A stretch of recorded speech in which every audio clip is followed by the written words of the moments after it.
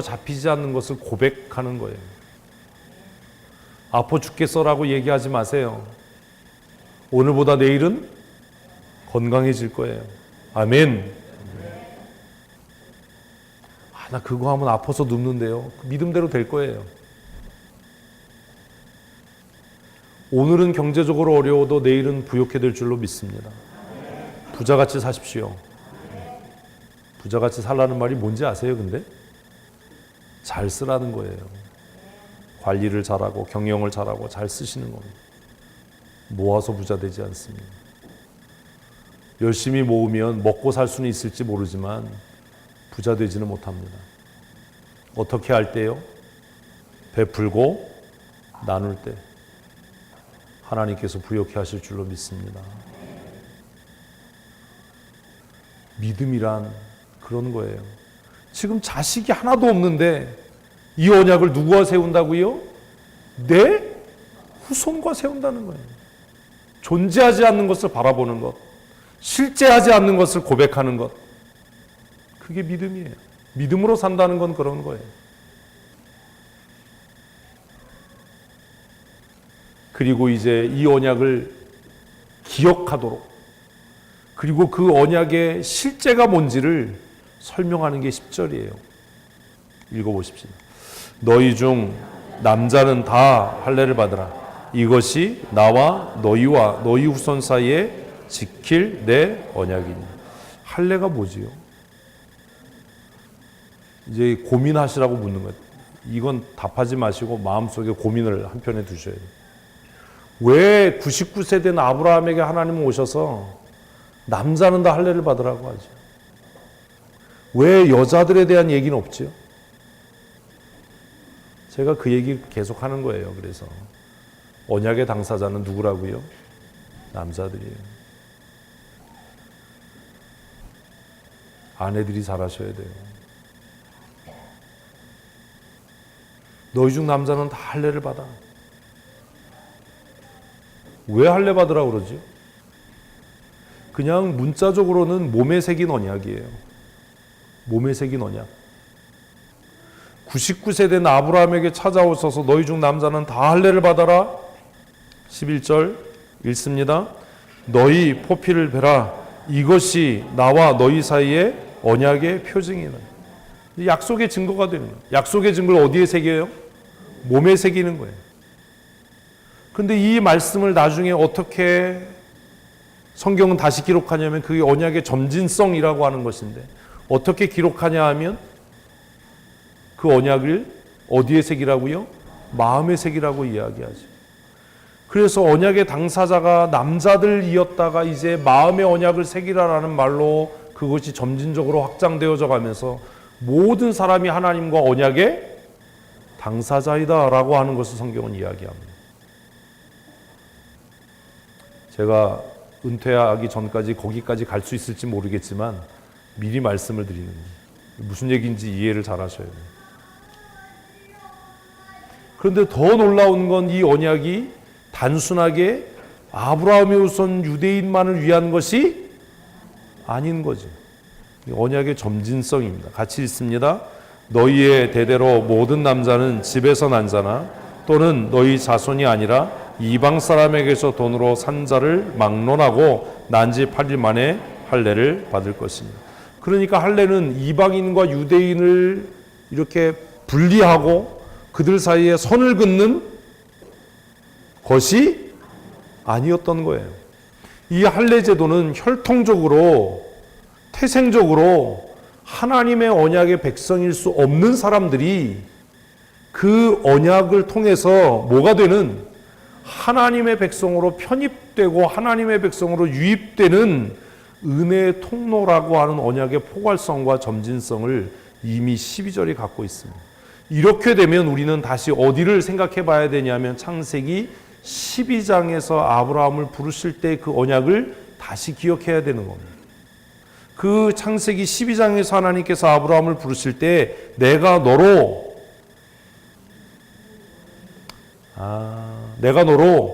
복이 되게 하고 너로 말미암아 모든 민족이 복을 받게 될 거야 라고 했던 그 말씀이 이제 이해되는 거예요. 어떻게 모든 민족이 아브라함을 통해서 복을 받게 되나? 다 아브라함의 후손이 된다는 얘기냐? 도대체 무슨 얘기냐? 그런데 이것이 불과 5장 지나서 17장에 오니까 아브라함과 세우신 무엇을 통해서? 할례라고 하는 언약을 통해서 이방의 사람들이 무엇이 되는? 하나님의 백성, 하나님의 자녀가 되는 길을 하나님께서 누구를 통해서?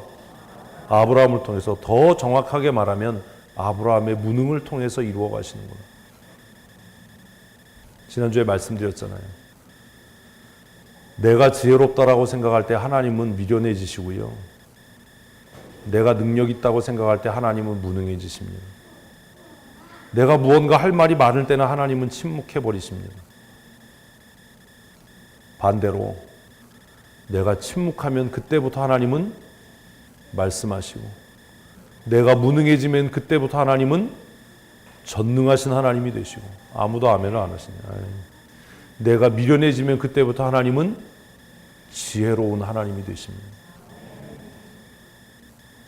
내가 지혜롭고 내가 똑똑해서 내가 난척하니까 하나님께서 그 사람에게 더 말씀하지 않는 거예요. 그래서 엄청나게 똑똑한 척하고 지혜로운 척하는데 결국 시간이 지나면 그것 때문에 자신의 미련함과 무능함이 다 드러나게 되는 거예요. 그것이 수치가 되는 거예요.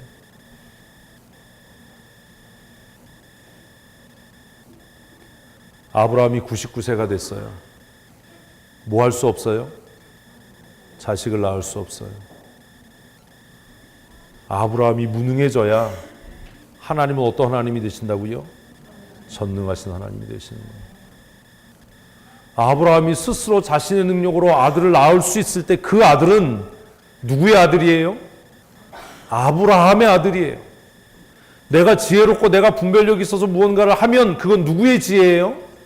나의 지혜예요. 그러나 내가 미련해지고 내가 연약해졌을 때 무언가를 결정하고 선택해서 한다면 그건 뭐예요? 하나님의 지혜예요. 이해되세요? 우리 교회가 500명, 1000명 돼서 선교사를 파송하고 많은 일을 한다면 뭐가 하는 거지요? 우리의 돈이 하는 거예요. 우리 교회에 돈 많은 사람이 있어서 청소년 밴드 대회 합니다. 그럼 막 5천만 원씩 내고 아무도 아멘을 안 해요. 예배당 집니다. 그러면 목사님 제가 땅 팔아서 10억 헌금하겠습니다. 이러면 누가 한 거예요? 우리가 한 거예요. 근데 누군가 우리 교회 와서 찾아보니까 아무도 돈 있는 사람 없고 많이 배운 사람도 없고 부자인 사람도 없는데 선교사 파송하고 청소년 밴드 경연대회를 성공적으로 잘하고 있고 여러 가지 구제하는 일들을 하고 있어요. 그래서 물어요. 사람들이 저에게, 목사님 그 일을 어떻게 하세요? 나는 목사님 교회 그래도 뭐 몇천 명 모이는 교회인 줄 알았는데 어떻게 그런 일들을 하세요? 그럼 제가 웃어요. 왜 웃어요? 그걸 아직도 모르냐라는 거예요. 누가 하지요? 하나님께서 하셔요. 저는 어떻게 하실지 몰라요. 그냥 하나님께서 제게 말씀하시고 꿈꾸게 하시면 하는 것뿐이에요. 인본적인 사람들은 어떻게 재원을 마련할 거냐, 어떻게 돈을 책임질 거냐라고 얘기하지만 저는 거기에 대해서 관심 없고 걱정하지 않아요. 왜? 하나님께서 시작하신 일은 누가 끝내요? 하나님께서 하실 줄로 믿어요. 아멘. 돈 얘기하지 마세요. 헌금 많이 하세요. 내가 그럴 줄 알았어. 이러는 거지요. 헌금 많이 하라는 이야기는 뒤집어 얘기하면 무슨 얘기가 되는 거예요? 복받아 부자 되라는 얘기 아닙니까? 뭐가 문제입니까? 하나님이 시작하시면 누가 끝낼 건데요? 하나님께서 끝낼 거 아닙니까? 선교사 파송하자라고 했을 때 무슨 돈으로 하지? 어떻게 하지? 왜 그렇게 목사가 철이 없고 대책이 없지? 여러분, 철 없고 대책 없어도 지금까지 잘 해오고 있어요. 청소년 밴드 경연대회 시작할 때 그 상상마당 대관하는 것 때문에 우리 얼마나 시끄러웠습니까? 곧 망할 거라고 이야기했지만 얼마나 잘 되고 있습니까? 예수 안 믿는 부모들이 찾아와서 교회가 이런 일을 하니 놀랍다라고. 교회가 큰 교회인 줄 알았는데 생각보다 교회가 작네요. 기분 나쁘게 어떤 분이 그러더라고요. 이렇게 한적한 동네에서 변두리에서 이런 와보니까 효자동 되게 후졌잖아요. 와보니까 교회가 또 그렇잖아요. 이렇게 낙후된 동네에서 교회가 이런 일을 한다는 게 놀랍다고. 이걸 칭찬인지 욕인지.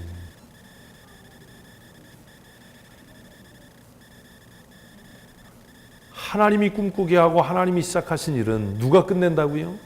하나님이 하셔요. 우리가 무능해질 때.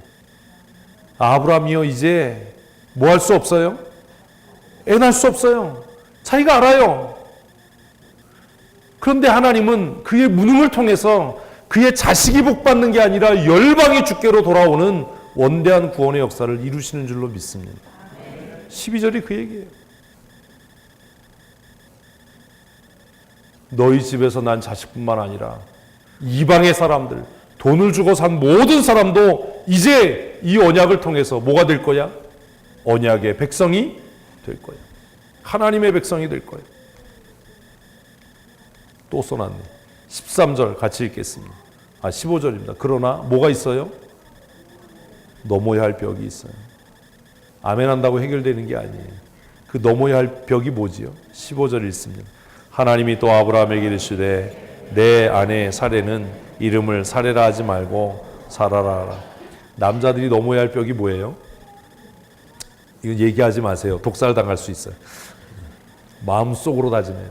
내가 넘어야 할 벽이다. 그래서 제가 남자들에게 얘기해요. 영성을 키워라.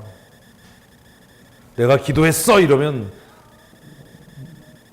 아내가 웃기고 있네. 이게 아니라 남편이 기도하고 결정해서 순종하고 따를 수 있도록. 그래야 되는 거예요. 그날 뒤에서 보는데 졸고 있어서 저 인간이 또 졸아. 어떻게 옷을 저렇게 입고 교회를 가지. 이렇게 하지 않도록.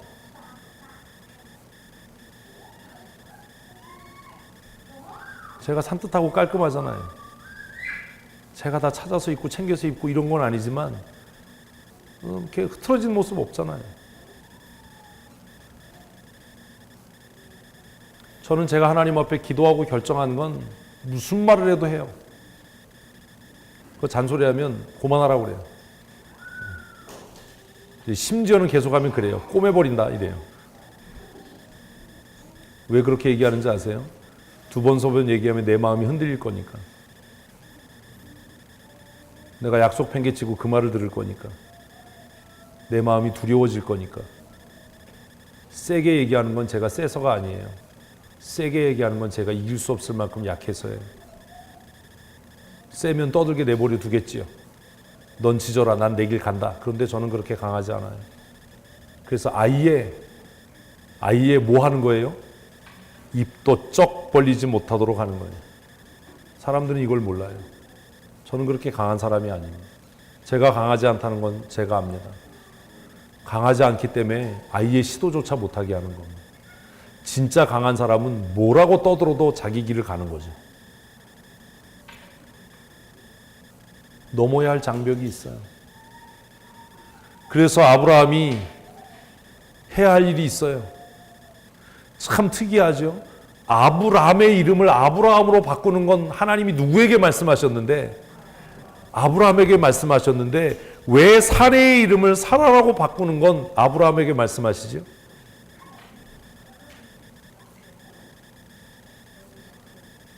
이 얘기가 들어있는 의미가 뭐지요?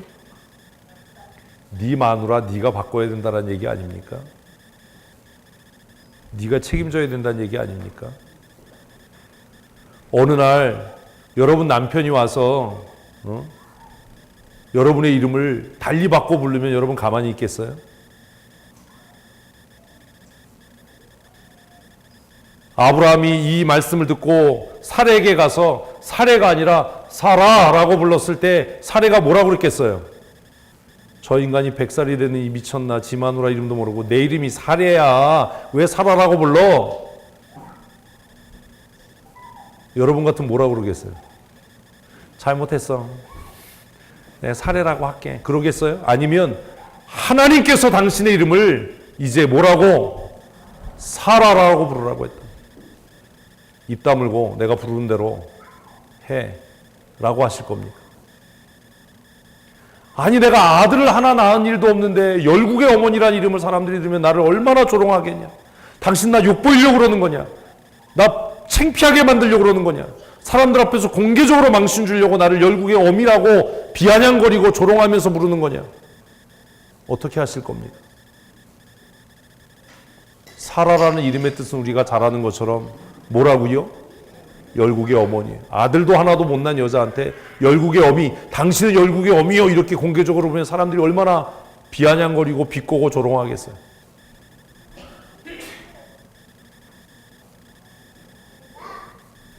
감당이 되겠습니까? 왜 하나님은 이 이야기를 사라에게 직접 하지 않고 아브라함에게 하셨을까요?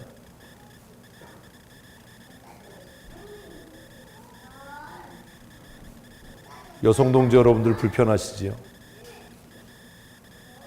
고민하셔야 되는 겁니다.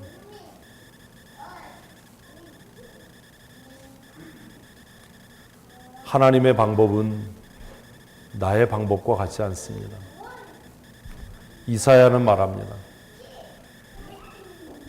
하나님의 방법은 내 방법과 같지 않아서 하늘이 땅에서 높음같이 높고 동이 서에서 먼 것처럼 멀다.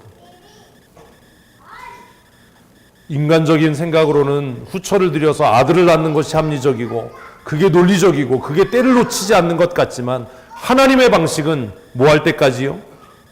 완전하게 순종할 때까지 기다리는 거예요. 아브라함이 더 이상 아들을 낳을 수 없을 때까지. 그래서 그가 마침내 하나님이 이루셨습니다라고 고백할 수 있을 때까지. 계속해서 16절 읽습니다.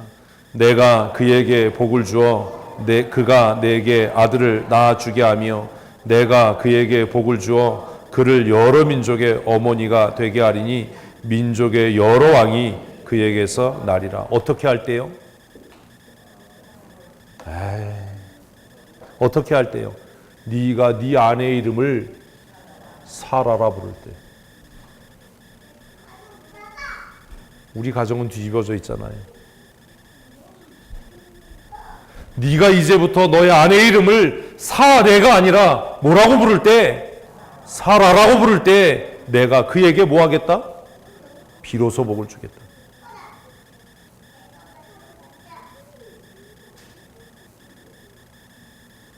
내가 그에게 복을 주어 그가 내게 아들을 낳아주게 할 거야.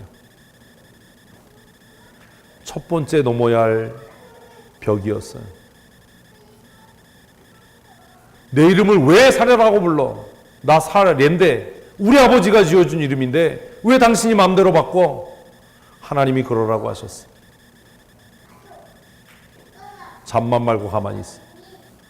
하나님께서 내가 당신의 이름을 사라라고 부를 때 당신에게 복을 주셔서 마침내 당신이 내게 아들을 낳아주고 그 아들이 열국의 아비가 되고 모든 왕들이 모든 다스린 자가 당신을 통해서 태어날 것이라고 그렇게 약속하셨어 라고 이야기할 때 여러분의 아내들은 순종합니까? 아니면 미쳤나?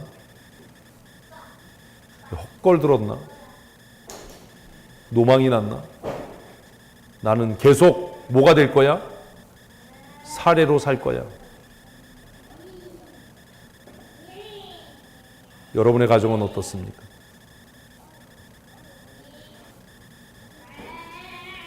나중에 신약에서 이 사건에 대해서 아브라함의 아내였던 사라는 그의 남편을 주인이라고 불렀다라고 기록을 합니다. 그 기록을 통해서 미루어 짐작컨대 아브라함은 이 첫 번째 벽을 어떻게 한 거예요? 잘 넘어선 거죠. 그러나 아브라함이 넘어야 할 두 번째 벽이 있었습니다. 그게 뭔지 아십니까? 자기 안에 있는 인본주의적인 생각이었습니다. 17절 말씀 있습니다. 아브라함이 엎드려 웃으며 마음속으로 이르되 100세 된 사람이 어찌 자식을 낳을 수 있을까? 사라는 90세니 어찌 출산하리요 하고.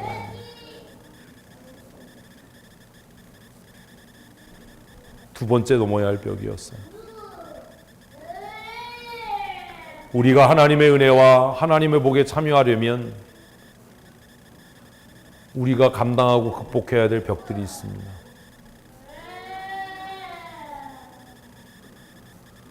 하나님의 말씀을 따라 믿음으로 승리하십시오. 아브라함이 듣기에 하나님의 말씀이 어떻게 들렸어요? 웃기는 소리로 들었어요. 그래서 뭐라고요? 아브라함이 엎드려 웃으며. 하나님의 유머가 여기에 있어요. 아브라함이 웃었어요. 하나님을 비웃었어요. 하나님을 조롱했어요. 내가 사례를 사라라고 부르는 것까지 내가 할 수 있어. 근데 하나님, 나요 100살이에요. 자식을 낳을 수 없어요.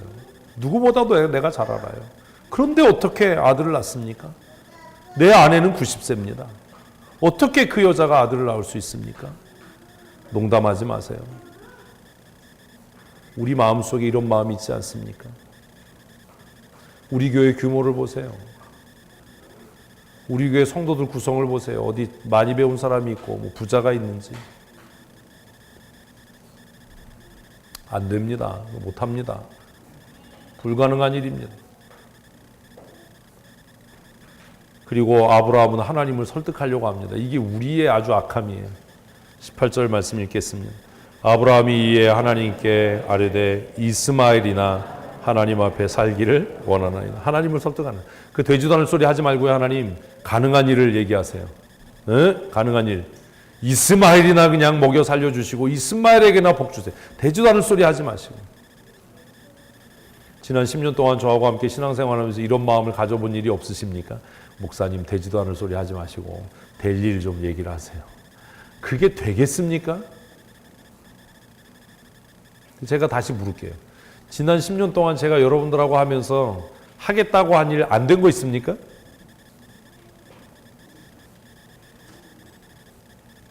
제가 훌륭해서인가요? 아니에요. 누가 하신다고요? 하나님께서 하셔요. 어느 날 정신 차려보면 거기에 가 있는 거예요. 어느 날 정신 차려보면 하나님이 꿈꾸게 하신 일들이 꿈꿔지는 거예요. 이루어지는 거예요. 여러분들이 어느 날 정신 차려보면 제가 어느 날 미국을 횡단하고 와 있을 거예요. 꿈꾸는 사람하고 꿈꾸지 못하는 사람의 차이인 거예요. 어느 날 정신 차려보면 불가능한 것 같았던 일, 우리가 그걸 어떻게 할 수 있지라고 생각했던 일들을 누가요? 하나님께서 이루실 거예요.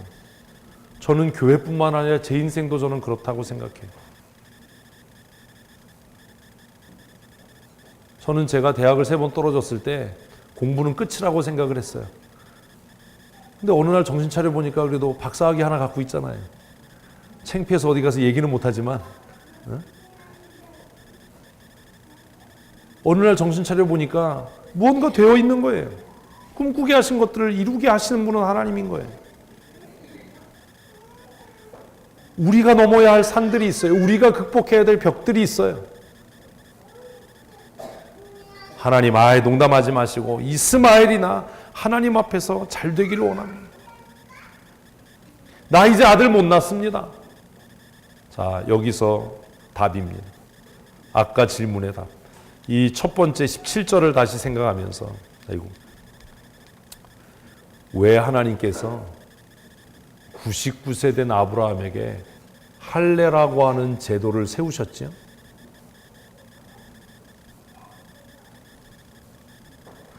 여러분들이 저보다 훌륭하시고 똑똑하시고 많이 배우셨잖아요. 저는 삼수 끝에 대학을 못 갔다니까요.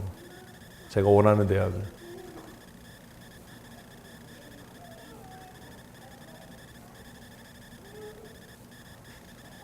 우리 교회에서 삼수한 사람 없을걸요? 저밖에? 할례가 뭐지요? 할례의 진짜 의미가 뭐지요? 제가 옛날에 한번 설명했어요. 할례의 의미는 27절을 가지고 다시 뒤돌아서 해석하면 무슨 얘기냐면 이제부터 태어나는 아이들은 내 능력이 아니라 전적으로 하나님의 은혜입니다. 라는 고백이 담겨 있는 겁니다. 아브라함은 스스로 뭐 낳을 수 없어요? 자식을 낳을 수 없어요. 그런데 그 99세 된 아브라함에게 하나님께서 할례를 명하셔서 남자 성기의 표피를 잘라내라라고 명하시고 행하게 하신 것은 이제 아브라함의 언약 안에 들어와 있는 모든 남자는 뭘 자른 거예요? 표피를 자른 게 아니에요. 이해를 못 하시는군요. 이제 내가 나이가 젊어서 아이를 낳든 나이가 늙어서 아이를 낳든 지금부터 태어나는 모든 아이들은 인간의 생식 능력을 통해서 태어나는 아이가 아니라 하나님의 언약 아래 태어나는 사람입니다라는 것을 상징적으로 나타낸 것이 뭐라고요? 할례예요. 그래서 표피를 베라라고 이야기한 겁니다. 우리는 이게 이해가 안 돼요. 그러니까 아브라함에 의해서 세워진 할례라고 하는 제도는 모든 아브라함의 후손들은 무엇을 고백하는? 하나님 앞에 자신의 무능을 고백하는 거예요. 내 능력으로는 아이를 낳을 수 없다. 이제부터 태어나는 모든 아이들은 다 무엇의 결과다? 하나님의 은혜의 결과다. 그게 17절에서의 해석이에요. 우린 그렇게 생각하지 않습니다. 하나님, 이제 태어나는 이스마엘이 아닌 이삭은 내 능력과 내 수고의 결과가 아니라 오직 하나님의 은혜입니다. 그래서 우리가 우리의 자녀를 내 소유로 보는 것이 아니라 하나님의 선물이라고 이야기하지만 그게 뻥이라는 거죠. 자식은 하나님이 주신 기업이고 상급입니다. 내 소유가 아닙니다. 그래서 교회 공동체는 내 자식만이 귀한 게 아니라 교회 안에서 자라나는 모든 아이들을 하나님의 언약의 백성, 하나님이 주신 기업으로 바르게 양육해야 할 공동 육아의 책임이 있는 겁니다. 우리는 그것도 이해가 안 되는 거예요.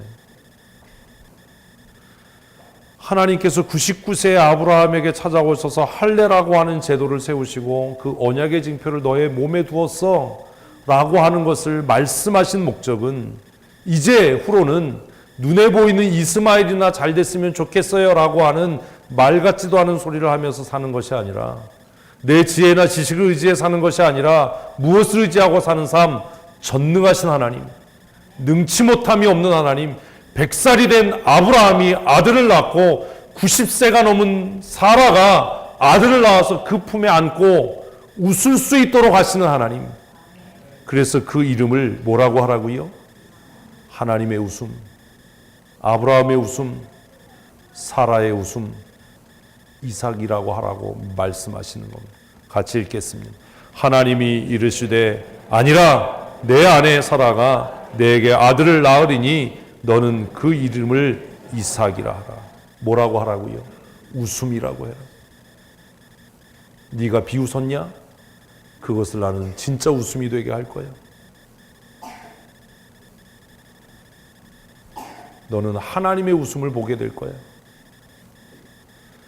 여러분이 자식을 낳으면서 이게 하나님의 웃음이야 이렇게 생각하신 분 계십니까? 하나님이 우리 가정을 향해서 웃으셨어. 하나님이 주신 은혜야. 내 아내가 사라가 아들을 낳을 건데 그 이름을 웃음이라고 해라.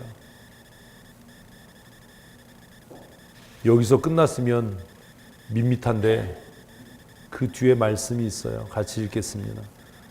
내가 그와 언약을 세우리니 그의 후손에게 영원한 언약이 되리라. 그러니까 반드시 이삭은 태어날 수밖에 없는 겁니다. 누가 하셔요?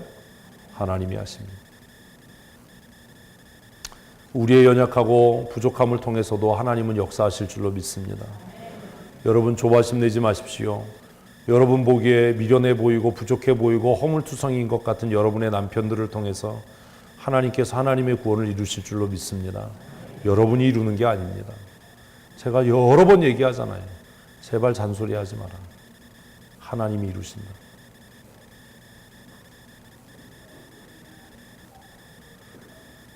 아브라함을 통해서 우리의 삶을 돌아볼 수 있었으면 좋겠습니다. 지난주 이번 주 계속해서 여러분, 하나님께서 저와 여러분의 삶에 대해서 더 이상 침묵하지 않았으면 좋겠고, 그리고 우리가 눈에 보이는 것을 따라, 귀에 들리는 것을 따라 살아가는 사람이 아니라 하나님의 약속의 말씀을 따라 살아가는, 환상을 따라 살아가는, 꿈을 쫓아 살아가는 그런 믿음의 사람이 되었으면 좋겠습니다. 이제 우리 모두가 아브라함이 아니라 아브라함이 되는 은혜를 누리십시다. 사례로 살지 마십시오. 사라로 살아가십시오. 열국의 어머니가 되시고 열국의 아비가 되는 은혜를 누릴 수 있었으면 좋겠습니다.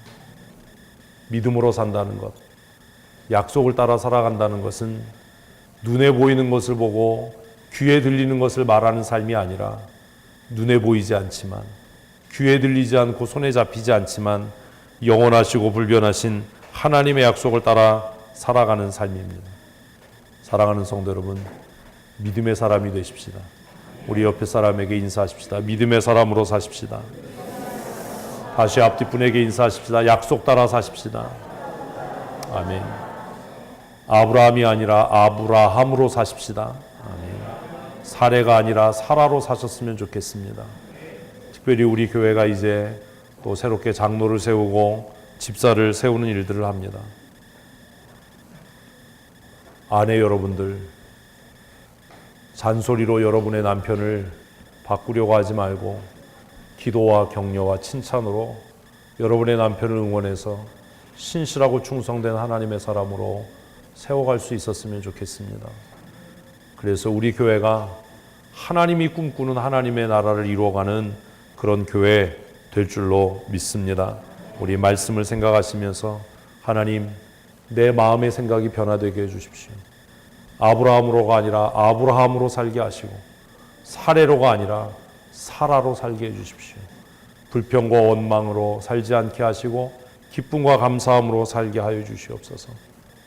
날마다 정죄하고 책망하고 꾸짖고 불평하는 삶이 아니라 격려하고 축복하고 위로하는 삶을 살게 하여 주시옵소서. 언약의 백성으로 살아가게 하시고 날마다 전능하신 하나님을 경험하는 삶 살아가게 하여 주시옵소서. 우리 함께 기도하겠습니다. 하나님 아버지, 우리의 마음의 생각이 변화되어질 수 있도록 은혜를 더하여 주시기를 원합니다. 우리의 입술의 말을 바꾸게 하시고 우리의 마음을 바꾸어 하나님의 거룩한 구원의 뜻을 이루어가는 믿음의 사람으로 살아가게 하여 주시옵소서. 짜증과 불평과 원망의 말을 우리의 입에서 제거하여 주시고 날마다 기뻐하며 즐거워하며 감사하는 믿음의 사람으로 살아갈 수 있도록 주님 은총도하셔서 아브라함으로 사는 것이 아니라 아브라함의 삶을 살아가게 하시고 사례로 사는 것이 아니라 사라의 인생을 살아가는 거룩한 하나님의 사람이 되어질 수 있도록 주께서 은혜를 더하여 주시옵소서. 눈에 보이고 귀에 들리는 것을 따라 사는 것이 아니라 약속의 말씀을 따라 살게 하시고 말씀 앞에 정직한 믿음의 삶을 살아갈 수 있도록 은혜를 더하여 주시기를 간절히 소원합니다. 하나님, 날마다 약속의 말씀 따라 살아가게 하시고 꿈꾸는 자의 삶을 살게 하시고 하나님의 말씀을 따라 승리하는 거룩한 믿음의 사람으로 살아가게 하여 주시옵소서. 내 힘과 능력으로 살지 않게 하시고 전능하신 하나님을 경험하며 날마다 믿음으로 승리하는 거룩한 하나님의 사람들이 되어줄 수 있도록 주께서 은혜